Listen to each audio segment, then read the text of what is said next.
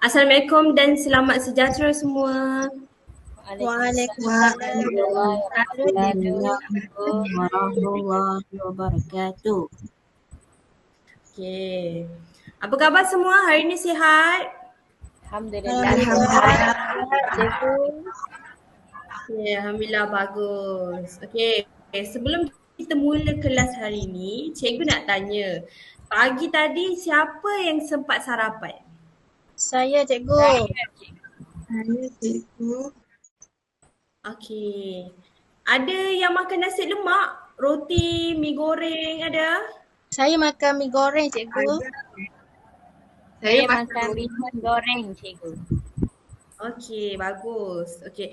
Tahukah kamu semua makanan yang kamu makan tadi sebenarnya ada fungsi tertentu untuk badan kita.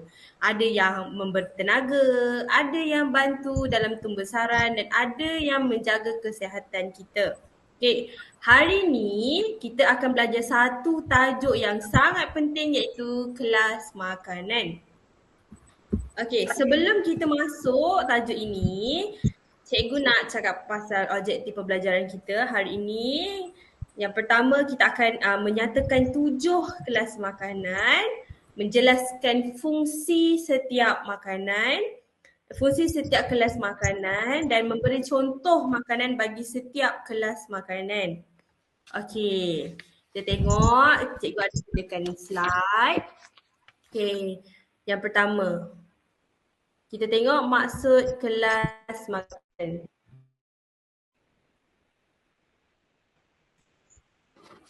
Okey. Kamu nampak? Nampak. Nampak cikgu. Okey. Kita tengok maksud kelas makanan. Okey, kelas makanan merujuk kepada pengelompokan jenis makanan berdasarkan nutrien utama yang terkandung di dalamnya. Terdapat 7 kelas makanan utama yang diperlukan oleh tubuh badan manusia untuk berfungsi dengan baik, membesar dan kekal sihat. Okey, boleh faham tak? Boleh cikgu. Okey, kalau faham, sekarang cikgu nak tanya. Cuba awak bagi saya salah satu kelas makanan yang awak tahu. Protein cikgu. Karbohidrat. Lemak. Okey, protein, karbohidrat, lemak. Okey, bagus semua, pandai. Okey, seterusnya kita tengok yang awak sebut tadi, kelas makanan yang pertama iaitu karbohidrat. Semua boleh nampak? Boleh cikgu. Okey, kita mulakan dengan karbohidrat. Karbohidrat adalah sebatian organik yang mengandungi unsur karbon, hidrogen dan oksigen. Okey. Karbohidrat merupakan makanan beruji manusia kerana ia membekalkan tenaga yang banyak. Contoh karbohidrat ialah kanji, glikogen dan selulosa. Okey. Kat sini cikgu ada bagi contoh gambar makanan yang dipanggil karbohidrat. Okay. Yang pertama kita tengok ada gambar nasi kan? Semua nampak? Ada gambar nasi kat situ? Nampak cikgu. Okay. Contoh makanan karbohidrat adalah nasi, roti, ubi. Awak tahu kan hari-hari kita makan nasi, pernah makan roti. Itu adalah makanan yang mengandungi karbohidrat. Okay, boleh faham? Boleh cikgu. Okey, kita tengok pula kelas makanan yang kedua iaitu protein. Semua nampak dalam gambar? Nampak Protein? cikgu. Okey, kita tengok pula protein. Protein ialah makanan yang mengandungi unsur karbon, hidrogen, oksigen dan nitrogen. Protein yang dimakan akan dicerna kepada unit asas iaitu asid amino. Protein diperlukan untuk pertumbuhan dan pembaikan tisu badan dan menggantikan sel-sel yang telah mati. Protein juga digunakan untuk mensintesis enzim hormon dan antibody. Okey. Cikgu nak tanya. Siapa suka makan ayam goreng? Saya. Siapa? Okey. Ayam goreng ni, dia rasa dia sedap kan? Sudah. Okey, ayam goreng ni bukan je sedap tapi dia ada protein juga. Cikgu nak tanya, budak yang sedang membesar perlukan protein atau tidak? Perlu cikgu. Okey. Ya, sebab dia adalah orang kata memberi tumbesaran yang baik kepada kanak-kanak yang baru nak membesar. Okey, cuba tengok gambar yang cikgu sediakan. Cuba bagi cikgu apa makanan yang awak nampak kat dalam gambar yang mempunyai protein. Telur. Ayam. Telur, ayam, Daging. okey, ikan, susu, betul tak? Betul. Betul. Okey. Boleh faham? Boleh. Okey. Seterusnya kita tengok kelas makanan yang seterusnya iaitu lemak. Lemak ni dia ramai sangat orang suka makan makanan dia, betul tak? Yang mengandungi banyak lemak ni. Betul cikgu. Okey. Sekarang kita belajar tentang lemak. Okey, lemak dia seperti karbohidrat. Lemak mengandungi unsur karbon, hidrogen dan oksigen juga.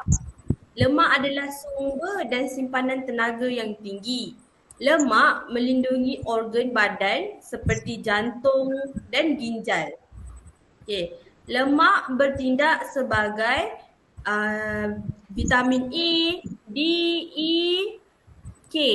Okay, lemak berlebihan dalam badan disimpan di bawah kulit sebagai penebat haba untuk mengawal suhu badan.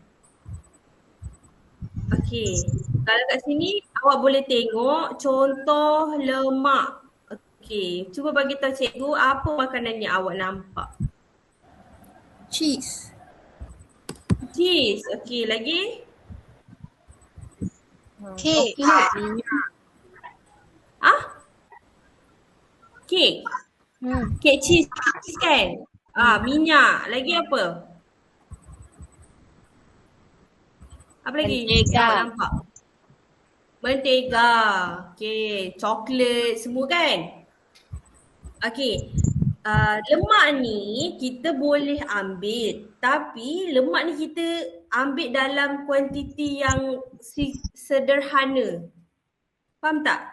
Kalau kita terlalu mengambil lemak yang banyak, dia akan mendatangkan mudarat lah dekat diri kita.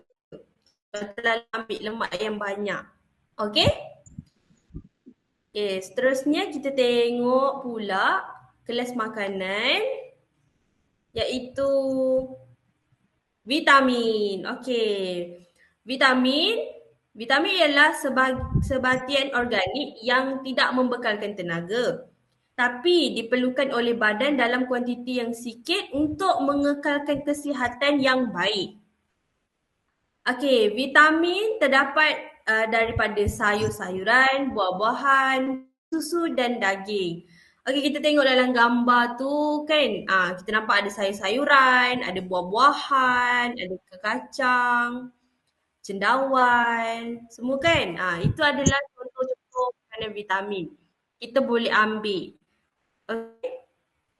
Sebab vitamin ni dia memberi kita tenaga untuk kita untuk kehidupan harian kita. Okay, boleh faham tak sekarang ni? Boleh. Okay. Cikgu nak tanya awak, ibu bapa awak ada tak selalu suruh awak makan sayur? Ada tak? Ada cikgu. Tapi awak makan tak sayur? Tak suka makan sayur. Tak suka makan sayur? Okay. Kenapa ibu bapa awak suruh awak makan sayur? Nak sihat. Nak sihat lagi? Oh, dah suruh. Okey. Sayur sebab sayur, buah ni dia mengandungi vitamin yang membantu mengekalkan badan kita sihat lah. Kalau kita makan buah, kita makan sayur, dia mengelakkan kita daripada penyakit, mengurangkan lah kita sakit selalu kan kalau vitamin ni. Okey, semua orang dah faham. Okey, kita pergi ke slide yang seterusnya.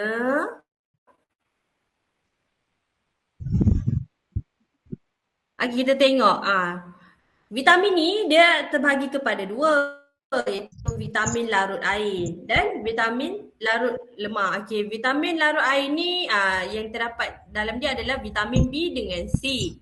Dan vitamin larut lemak ni adalah vitamin A, D, E dan K. Lepas tu kita tengok pula jadual ni. Kalau awak semua boleh tengoklah jenis-jenis vitamin A, B, C, D, E, K. Contoh vitamin A adalah susu, telur, minyak ikan. Kalau vitamin B pula yeast, hati telur. Dia ada banyak kategori-kategori vitamin. So kat sini kita boleh tengoklah vitamin-vitamin yang baik untuk badan kita, kepentingan vitamin ni untuk badan kita. Okay? Semua boleh faham? Boleh. Okay. Kita pergi ke next slide. Okay, kelas makanan yang seterusnya adalah pelawas. Pernah dengar tak pelawas?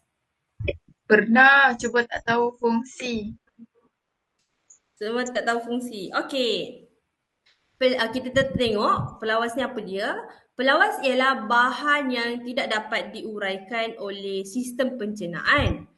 Pelawas terdiri daripada selulosa yang terdapat di dalam dinding sel tumbuhan.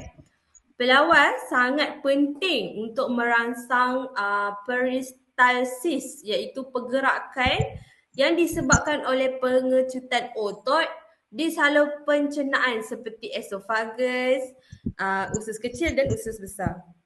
Okey, pelawas diperlukan untuk mengelakkan sembelit. Okey?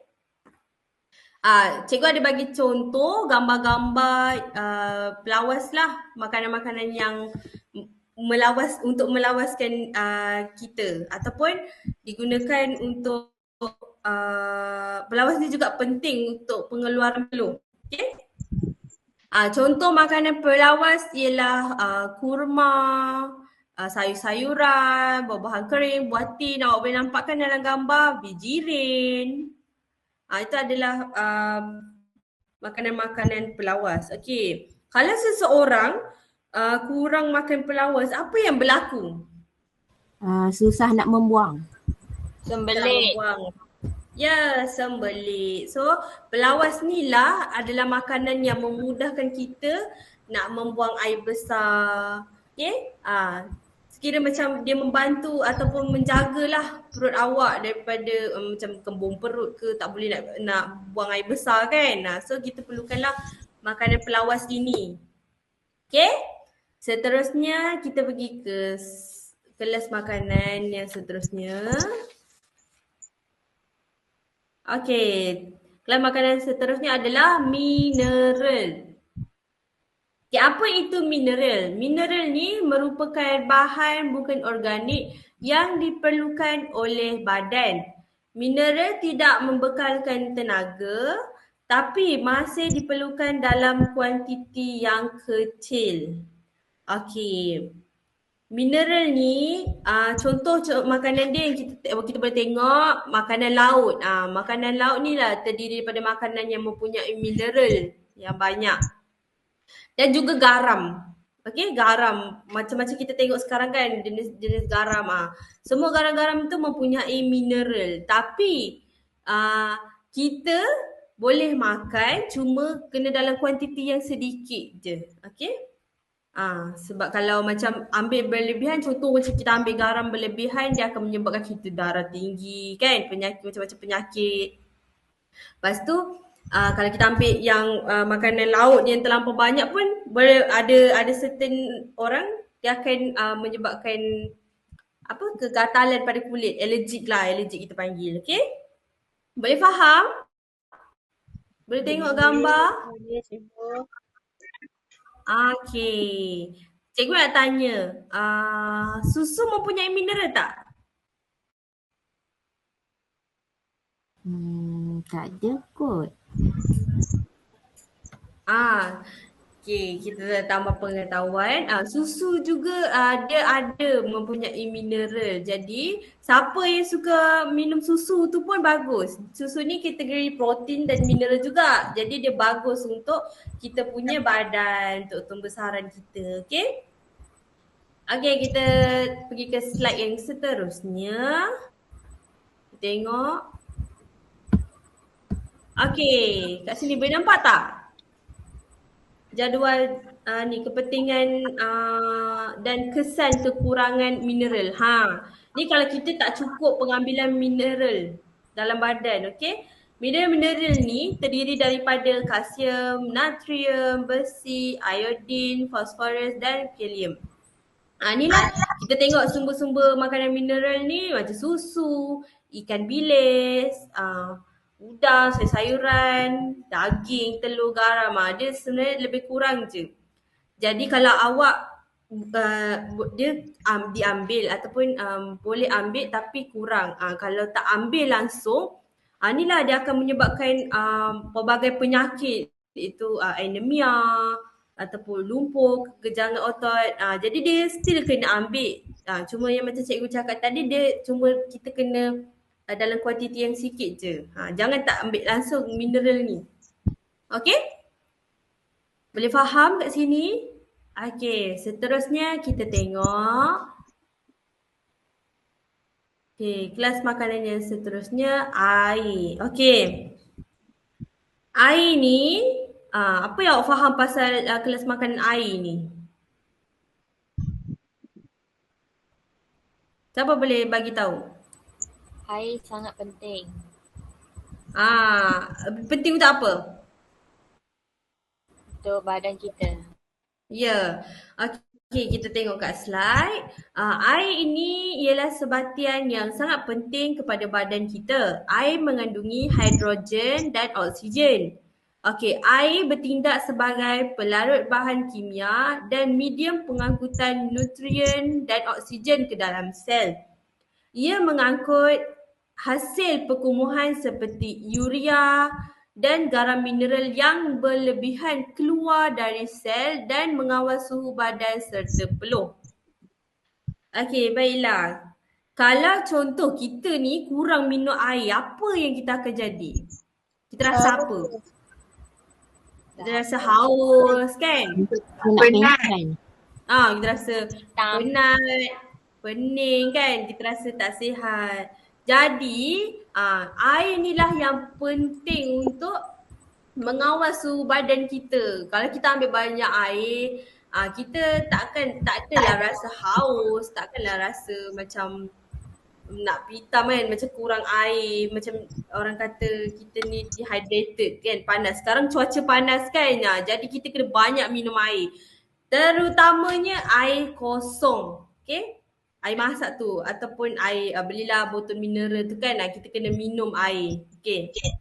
Itu kat situ ada gambar contoh-contoh air yang macam contoh daripada buah. Air buah itu jus tembikai ataupun air-air yang sihat. Air sihat contoh macam air daripada carrot, betul tak? Pernah dengar kan? Air lemon, air daripada timun apa semua. Itu adalah makanan-makanan yang mempunyai banyak air yang kita boleh minum. Dan juga boleh mengawal suhu badan kita. Jadi kita tak akan rasa macam dehydrated atau panas lah. Okay, dalam kehidupan kita. Okay, jadi kita kena minum air secukupnya setiap hari. Okay, siapa tahu berapa liter yang kita kena minum sehari? 2. 1000. Kita boleh minum berapa banyak lah yang awak boleh minum, ataupun kalau kita dengar 8 gelas sehari kan, minum air kosong, betul tak? Betul. Okey. Cikgu, okey, kita dah habis belajar ke semua kelas makanan. Kelas makanan ni cikgu dah uji sikit lah kefahaman kamu. Okey, cikgu tanya, apakah fungsi karbohidrat yang kamu faham tadi? Membekalkan tenaga. Membekalkan tenaga. Okey. Lepas tu, protein pula. Awak dah belajar pasal protein tadi. Protein ni penting untuk apa? Pertumbuhan. Pertumbuhan dan Perbaikan tisu. ya, pembaikan tisu. Okey. Pelawas pula. Pelawas membantu apa? Dari segi apa? Elak sembelit. Ha? Elak sembelit. Elak sembelit ataupun dia apa orang kata mengawal lah sistem pencernaan kita dengan baik. Okey. Bagi tahu cikgu, berapa dah kelas makanan yang awak belajar hari ni?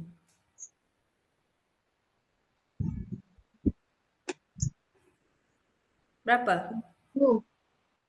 7 kelas makanan. Okey, awak boleh faham lah ke 7 kelas makanan ni. Betul tak? Betul. Okey. Bagus semua. Okey, lepas ni kita akan uji awak punya kefahaman dengan melakukan aktiviti, okey? Okey. Okey, kelas. Okey, dekat belakang cikgu ni, cikgu ada buat satu orang kata macam carta yang penunjukan kelas makanan. Semua boleh nampak? Boleh. Okey, cikgu nak uji awak semua buat aktiviti, awak kelaskan makanan dekat setiap kelas makanan yang cikgu buat ni. Okay, ada lemak, protein, pelawas, karbohidrat, vitamin dan mineral. Okey, cikgu akan tunjuk gambar. Awak kelaskan makanan ni ikut gambar yang cikgu tunjuk, okey? Gambar yang pertama, awak nampak gambar apa? Minyak. Gambar apa? Minyak. Minyak. Okey, yang ni? Mentega. Keju. Mentega ataupun panggil margarin kan? Okey, mentega dengan minyak ni kategori kelas makanan yang mana? Lemak. Okey, pandai kategori lemak. Jadi lemak dekat atas. So kita lekatkan margarin dan minyak dekat kategori lemak. Okey. Boleh nampak kan? Boleh Okey. cikgu. Seterusnya cikgu nak tunjuk gambar yang ni. Siapa nampak? Ayam. Nampak tak? Ayam Daging. dengan daging. Okey, ayam dengan daging kategori kelas makanan yang mana? Roti. Roti. Okey, pandai. Maksudnya awak faham lah. Kategori kelas makanan cikgu ajar tadi. Okey, kita lekatkan dekat kategori protein. Okey, seterusnya. Siapa nampak? Ni apa dia? Betik. Buah-buahan. Buah betik lagi, buah? Pisang. Strawberry. Okey. Buah-buahan ni kategori apa? Kategori Pelawas. Dia pelawas. Okey. Dia yang ni. Yang ketiga ni. Okey. Kita letakkan gambar kategori-kategori pelawas ni. Okey.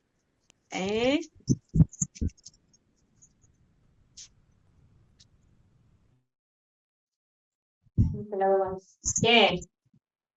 Seterusnya gambar ini. Ni gambar apa? Roti.